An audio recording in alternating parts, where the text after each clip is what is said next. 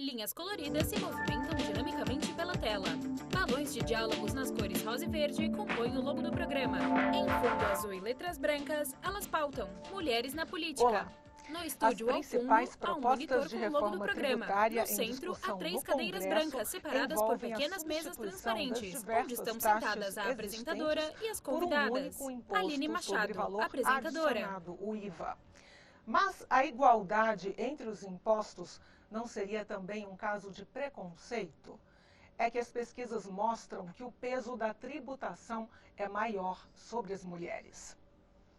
No Elas Pautam, eu converso sobre reforma tributária com as deputadas Lídice da Mata, do PSB da Bahia, e com a deputada Denise Pessoa, do PT do Rio Grande do Sul. Sejam muito bem-vindas ao Elas Pautam. Eu queria pedir licença para começar pedindo ao nosso diretor para colocar na tela uma arte que mostra exatamente a desigualdade tributária entre gêneros no Brasil. Pode rodar. Então, nós temos que os ganhos são desproporcionais entre homens e mulheres. Na tela, os dados Ali citados. na tela, a gente vê que a mulher tem 65% dos rendimentos totais tributáveis e os homens têm 57% dos rendimentos totais tributáveis. Agora, que produtos são esses, não é? Na cesta, que são mais tributados do lado da mulher do que do lado masculino. A gente pediu uma outra arte simbolizando a tributação sobre a mulher. Então, a gente tem um item que Gráfico na vertical. obrigatório Nele, aos dados para as citados. mulheres, pelo menos até metade da vida reprodutiva, que é o uso do absorvente. Então, no Brasil, o absorvente ele é tributado em 27,5%. Na Alemanha, houve uma reforma, passou de 19% para 7%. Na França, outra reforma, passou de 20% para 5%. E Portugal, tributação sobre o absorvente higiênico, 6%. Eu coloquei essas duas artes para a gente retratar como é a desigualdade tributária e que Reforma muita gente tributária. não se dá conta, porque tem gente que acha que nem paga imposto. Eu não tenho carro, eu não pago IPVA, por exemplo. Por que esses impostos são tão escondidos e por que afetam a camada mais vulnerável? Se a gente for fazer um corte por gênero, é a mulher. Se fizer um corte por raça, é a mulher negra. Por quê, deputadas? Olha, é pela falta de presença das mulheres nos espaços de poder, né? Especialmente no que diz Lídice da respeito Mata, ao PSB Bahia. espaço da economia, né? Aqui na casa, na Câmara dos Deputados, nós estamos com um grupo de trabalho de reforma tributária que não teve indicada uma só mulher. Depois do início do grupo de trabalho, a deputada Tabata conseguiu entrar para um subgrupo dentro do grupo maior, voltado para a tributação da taxação dos produtos verdes, né? Da economia verde. Então, a mulher não participa da discussão sobre o conceito da reforma tributária. É como se mulher só pudesse falar sobre política social, educação, houvesse alguns temas que fossem proibidos para a mulher. E que mulher não pudesse entender nem de economia, nem de impostos, portanto, e muito menos de matemática, né? Então, o cerne é o preconceito. Reforma tributária. Ainda que digam que não, mas é o preconceito, né? E agora, nós, mulheres, reivindicamos a nossa participação. E temos propostas para que a reforma tributária possa ser uma reforma que inclua e beneficie a parte mais pobre da população. Compreendemos que quando se tenta juntar 5 impostos que incidem sobre o consumo, nós contemplamos as mulheres mais pobres porque 62% da população que vive abaixo da linha da pobreza é de mulheres. Então, nós atingimos as mulheres dessa forma. Mas, como você própria falou, existem dezenas de produtos e de remédios para mulheres que têm uma carga tributária maior do que o dos homens. A gente estava, inclusive, conversando antes de entrar no estúdio, não é? Tanto com a senhora quanto com a deputada Denise, em contrapartida aos itens masculinos, que a tributação é muito diferente. Por quê? Infelizmente, o que a gente percebe é que culturalmente, né, se teve esse olhar, digamos, mais atento para os produtos masculinos. Denise Pessoa, e aí, PT Rio Grande do Sul. Tudo é feito com uma presença, né, dos homens, né, nessa decisão. Então, se a gente pensar que a reforma ela vai ter duas etapas, né? A primeira que diz respeito à questão do consumo e a segunda a questão de renda. E a de renda, a gente sabe que a renda maior, até foi mostrado ali, né? Os homens têm uma maior renda, né? E, no entanto, tem uma menor taxação sobre a renda, né? E as mulheres têm né, acabam tendo uma incidência maior. Então, a gente, olhando todos esses dados, e a gente vê que na questão do consumo, não só essa questão de itens que são da situação fisiológica das mulheres, né, como absorvente, a gente vai ver também outros itens que as mulheres acabam consumindo mais. Porque hoje a gente vive num país em que as mulheres são a maioria dos chefes de família. Né? Se a gente olhar todos os chefes de família hoje no Brasil, está em torno de 52%, 53% são mulheres. Então, e os dados mostram que as mulheres consomem muito mais com o alimento, né, do que os homens. Assim como os homens consomem muito mais produtos para carro, né, e aí a gente vai ver que as taxações elas são diferenciadas. Então, quando a gente pensa em uma política que olhe também para as mulheres, não é só olhar a questão do absorvente ou de produtos que dizem respeito, né, medicamentos, o anticoncepcional, que também tem uma taxação maior do que, por exemplo, o Viagra. Né? E aí a gente pode questionar sobre o que é mais necessário. Né? Então e aí o preservativo também tem uma taxa tributária masculina, né? Tem uma taxa menor, né, do que o absorvente. Então isso vem sendo construído ao longo do tempo. Então a gente igualar, a gente já trata, já reduz a desigualdade.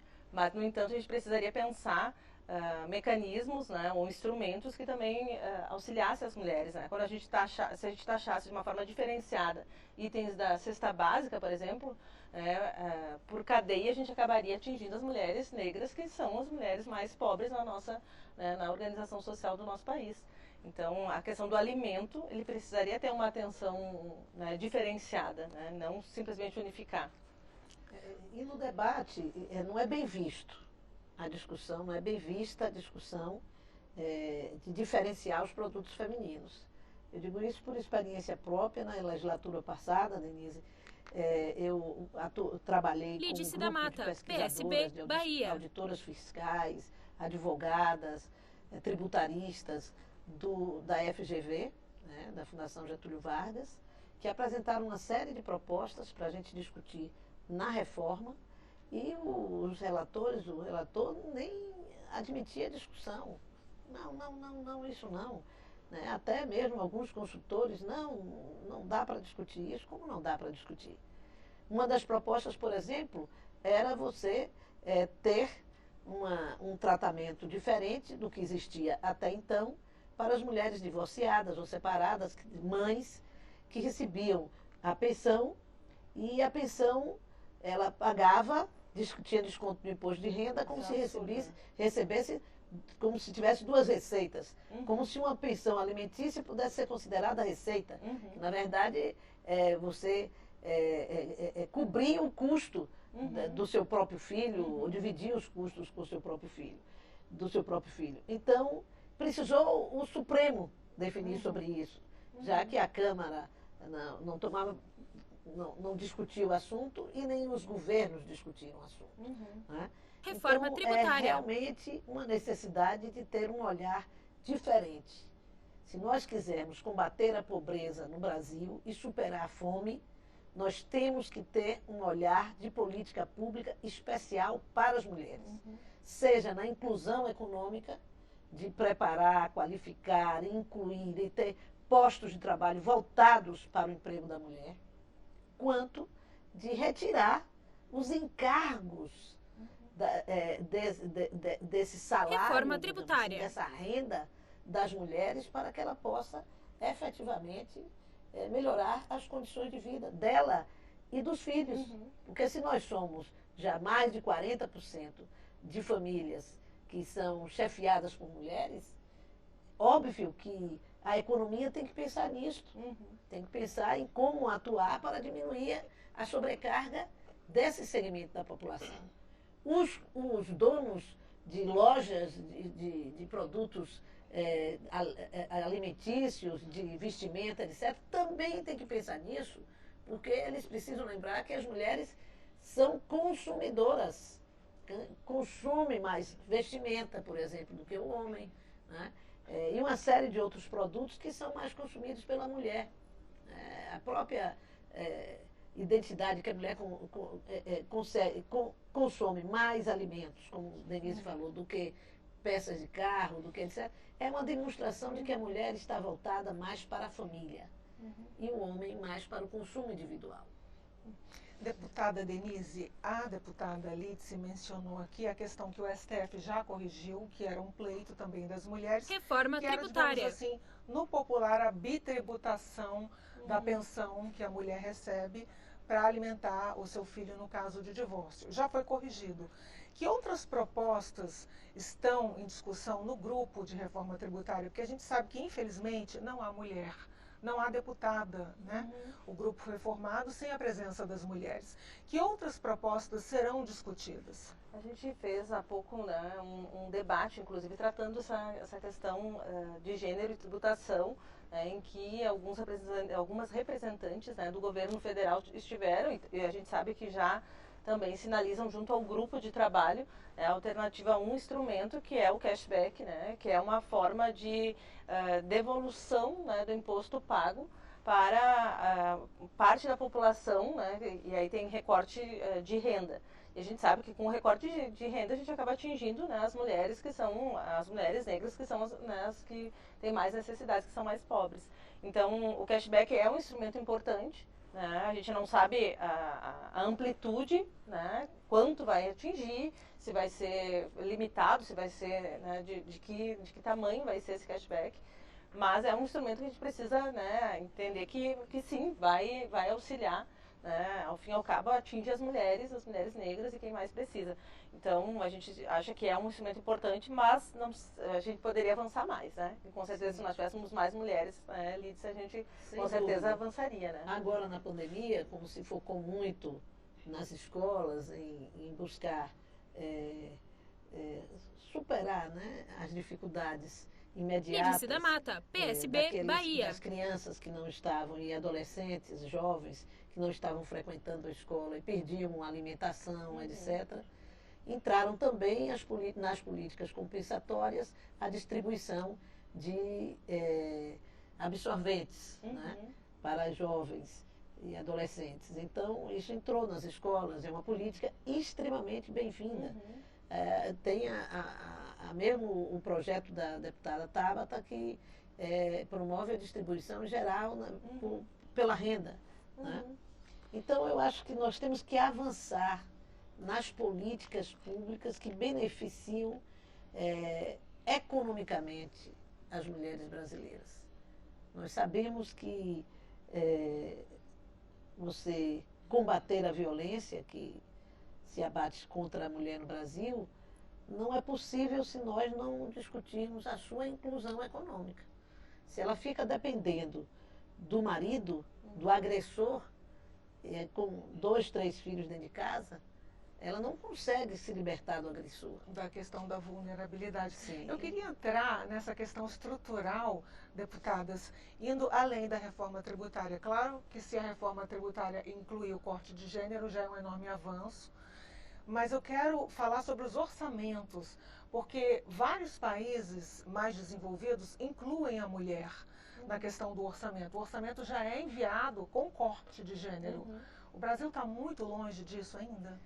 A ONU, né, tem trazido como um dos instrumentos e das diretrizes, né, eles chamam orçamentos sensíveis a gênero, né, já é uma diretriz, né, que a ONU tem trazido para diminuir as desigualdades de gênero. A gente ainda precisa avançar, né? Denise Pessoa, PT, Rio Grande do Sul. Se no parlamento a gente não tem uma representatividade que seria, no mínimo, né, paritária, então a gente acaba não tendo esse debate acontecendo de uma forma, né, mais justa. E dentro dos governos federais, digamos que depende do governo, né, se avança mais e se retrocede. Mas política aprovada, constante, uma política de Estado, a gente não conseguiu ainda estabelecer. Então é um grande desafio, sim. Os orçamentos eles precisam ter esse olhar. O orçamento precisa ser sensível, né, ao gênero e fazendo aí recorte em todos os aspectos, né, desde acesso à educação, transporte público, iluminação, a cidade, o direito da cidade, né, como é que a gente vive numa cidade. Hoje as mulheres têm medo de andar à noite. Né, então, olhar uma política urbana também que olhe para as mulheres, né, ela também é uma... Política de segurança pública tem que estar voltada também para um olhar feminino, né? Porque aí não é apenas fiscalizar, é um tratar da mulher Reforma tributária. diferente pela força policial. Né? Mesmo com a Maria da Penha e todas as políticas que foram adotadas, diga-se de passagem, todas elas propostas do movimento feminista. Se existe delegacia de atendimento especial à mulher, essa foi uma política nascida no movimento feminista. Se existe a Lei Maria da Penha, é também nascida no movimento feminista. Então, nós mulheres, sem nenhuma rejeição à participação dos homens nessa batalha política, mas efetivamente as grandes conquistas se deram através da participação direta da mulher. Que sejam bem-vindas as contribuições dos homens, mas quem vive o problema tem muito mais condição de acertar na solução. Deputada, ainda é um sonho a gente incluir a mulher no orçamento? Eu acho que é um sonho possível, sim, mas que exigirá nossa luta grande. Sim, e contem comigo. O que eu puder cobrir dessa luta aqui, a gente está sempre à disposição. Para fechar a nossa conversa, eu queria falar sobre os projetos importantes na área da mulher. É uma bancada feminina nova, vocês ainda estão Reforma tributária. São 91 mulheres, não é? Um salto de 77 da legislatura passada.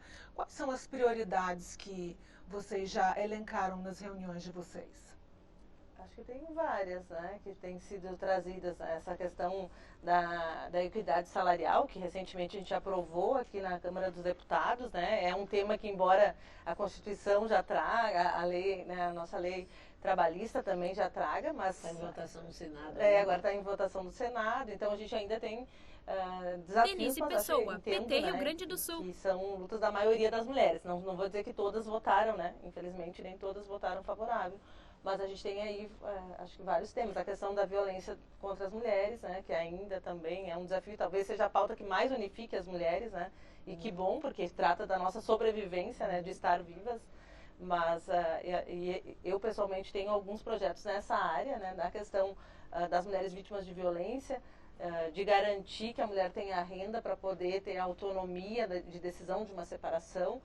A gente tem apresentado e feito esse debate, porque a mulher hoje trabalhadora, mesmo que a Lei Maria da Penha garanta que ela mantenha a sua renda, né, e seu trabalho, na prática só entrando na justiça para conseguir, né, ter esse dinheiro, o seu salário. Então a gente apresentou um projeto, né, dando essa responsabilidade para o INSS, né, porque se precisa entrar na justiça, então vamos cortar né, mais um processo, né? Não precisa, né? Mulher vítima de violência já tem que discutir pensão, tem que discutir guarda de filho, tem que discutir a questão da violência e mais, né? Não dá, né? A gente tenta facilitar a vida, né?